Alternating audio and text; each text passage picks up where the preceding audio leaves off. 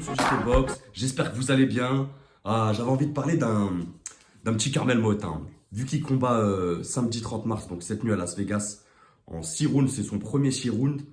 Chez les plumes, super plumes, vous me direz les gars, en moins de 57 ou moins de 58 kilos, contre Anthony Cuba, parce que je crois que Anthony Cuba, si je dis pas de bêtises, à la base c'est un léger. Donc je crois qu'ils se rejoignent une catégorie en dessous, parce qu'à la base, Carmel Motin, c'est chez les plumes, donc à moins de 57.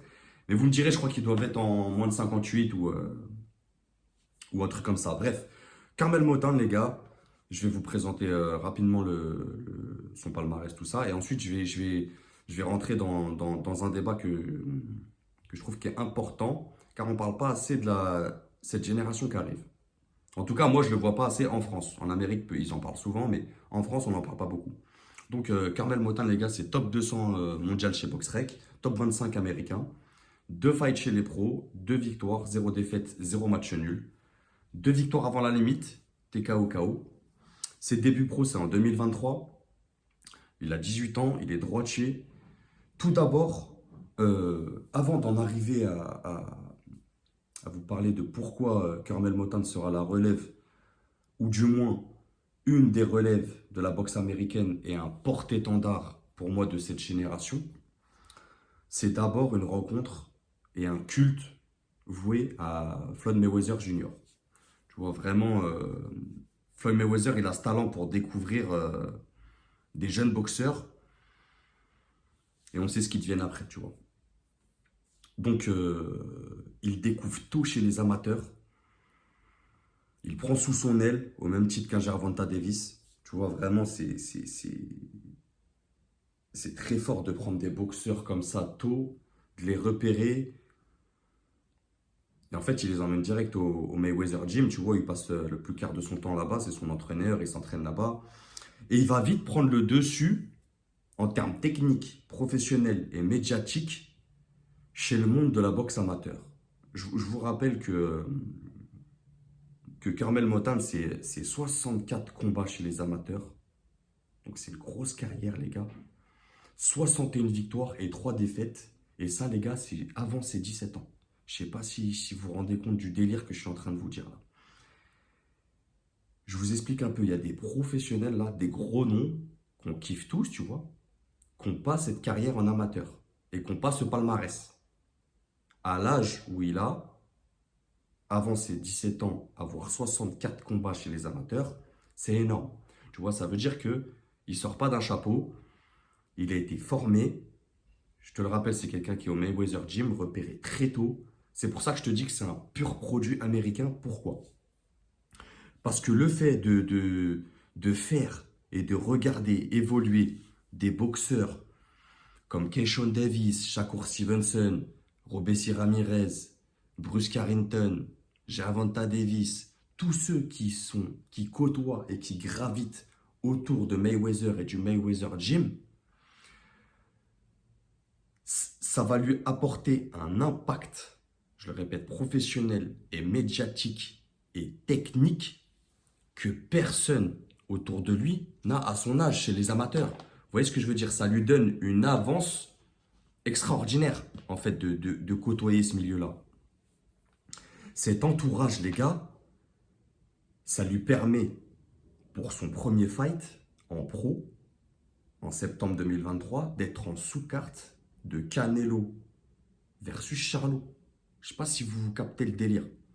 Ça veut dire que à peine 17 ans, son premier fight, même si ce n'est pas médiatisé, il est en sous-carte d'un pay-per-view de Canelo Alvarez, le visage de la boxe, contre Jermell Charlo.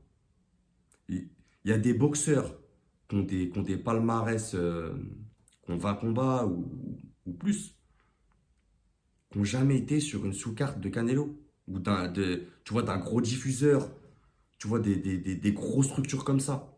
Donc, faut essayer de capter, les gars. Et là, c'est un truc de fou. 2 mois après, les gars. Hein. Donc, il est sous la carte de Benavidez contre Andrade. Et là aussi, c'est pas télévisé. Mais il est quand même en sous-carte d'un gros combat médiatique qui a de la grosse impact sur le monde de la boxe professionnelle.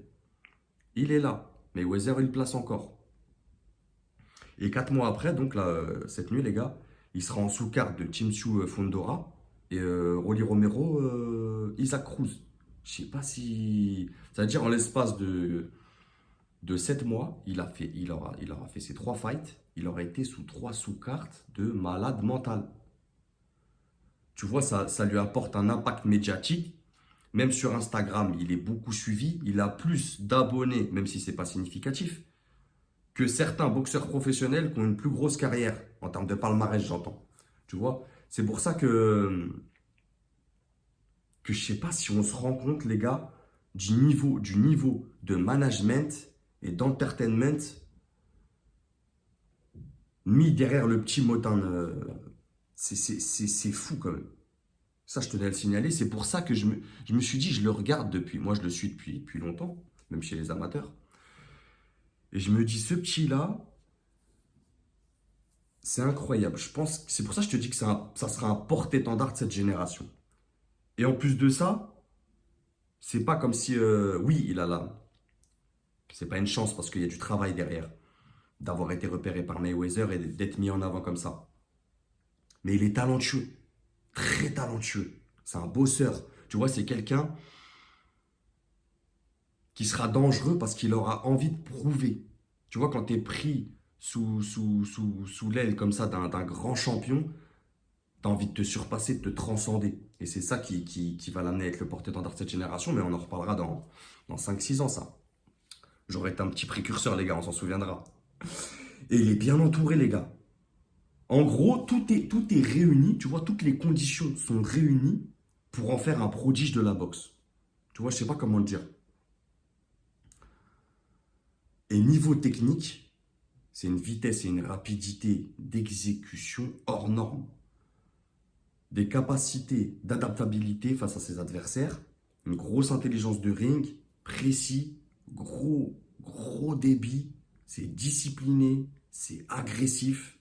Non, c'est bien structuré, tu vois. Et comme je t'ai dit, tous ces sparring, le fait de tourner avec des Shakur, des Gervonta, des Ramirez, des Davis, tu vois, de côtoyer, tu vois, tout ce vivier là, américain, Abdullah Mason, Floyd Schofield, il y en a beaucoup, tu vois. Toute cette Jared Anderson, tous ces boxeurs là, cette génération, lui c'est encore une génération en dessous, bien sûr. Au même titre qu'Abdullah, lui c'est plus Abdullah Mason, tu vois, c'est vraiment une génération. De toute façon, les Américains, ils ont toujours eu des générations de boxeurs incroyables. Tu vois, mais je trouve qu'avec cette génération-là, qu'on a la chance de regarder évoluer et la chance de découvrir, au même titre que j'aurais pu faire pareil avec les boxeurs anglais, hein, les gars. Ils ont un vivier de malade mental. Mais bon, je tenais à parler de Carmel Motan car il y en a qui ne le connaissent pas, il y en a qui vont le découvrir. Donc, si je devais te dire un prono sur le fight de ce soir contre Anthony Cuba, c'est un bon boxeur, les gars. Mais au même titre que, comme je t'ai dit dans la vidéo d'avant de Ben Whittaker contre Léon Lewillings, je pense que ça s'arrête là, tu vois, il y a pas photo.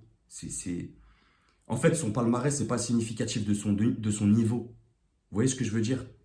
Il est largement, mais largement au-dessus, à tous les niveaux, technique, médiatique, tactique. Laisse tomber. Mais c'est bien, c'est intéressant parce que c'est son premier 6 rounds. Donc, je suis impatient de voir ça. Bon, voilà, les gars, dites-moi ce que vous en pensez du petit Carmel Motin. Je trouve qu'on n'en parle pas assez de cette génération. Je vais essayer de me. Pas là parce qu'il y a des combats qui arrivent intéressants. Mais j'essaierai quand même de toujours mettre en avant les petits jeunes qui arrivent. Tu vois, je trouve qu'on n'en parle pas assez. Et même en France, tu vois, j'essaierai de mettre des boxeurs français en avant. Mais c'est difficile de les avoir en interview, les gars. La France, c'est pas pareil au niveau médiatique. Ils veulent pas, on dirait, ils veulent pas se mettre en avant. Il y a ce truc de. Je sais pas. Mais bon, c'est un autre débat, ça. En tout cas, les gars, c'était JT Box. Prenez soin de vous. On se retrouve bientôt. Et ce soir, on est gâtés, on a de la boxe. N'oubliez pas, Sioux, Fondora, Rolando Romero, Isaac Cruz. Allez voir les vidéos, les gars. Arsène Goulamerian contre Gilberto Ramirez. Allez me soutenir. Abonnez-vous si vous passez par là. Ciao, les gars.